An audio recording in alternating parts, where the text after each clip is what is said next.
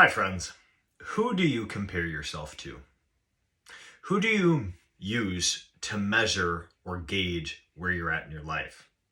Now, for most of us, and this is pretty convicting, for most of us, it tends to be us comparing ourselves to those below us or people who aren't as successful, right? I'll give you an example. I had a family member, love them to death, but they would regularly spend time with people of lower class because it made them feel better about themselves. They would intentionally hang out with people who were in crime or made constant mistakes or were in the same ruts because it would make them feel better about themselves.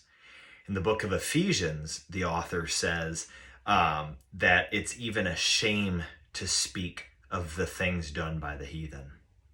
Now that's convicting, right? How many times do we go around and say, can you believe they did this? Or can you believe he said that? I mean, we all do it, right? But it's a shame. And if it's a shame, it's a sin, right?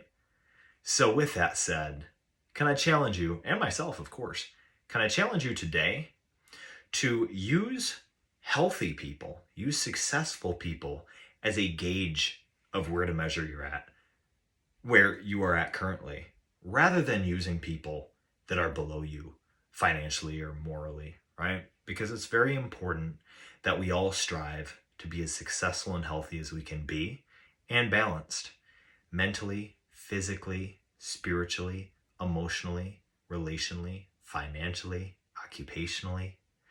And if we're comparing to those below us and saying, well, at least I'm not there, or at least I'm not like so and so, then aren't we hindering our own growth?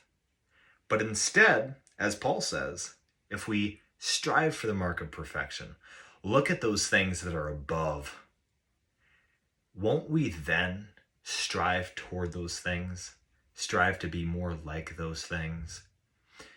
In closing, I just want to say that, God loves you and you've made it this far in your life because of good and bad choices, right?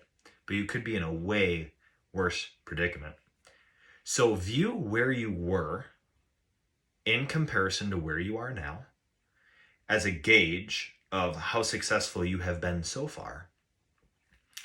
And use other people and use the Bible, other successful people, as a gauge for where you want to be. Dream big, shoot far, and remember, as Earl Nightingale, the famous 1950s and 60s motivational speaker, once said, success is the continual realization of a worthy ideal.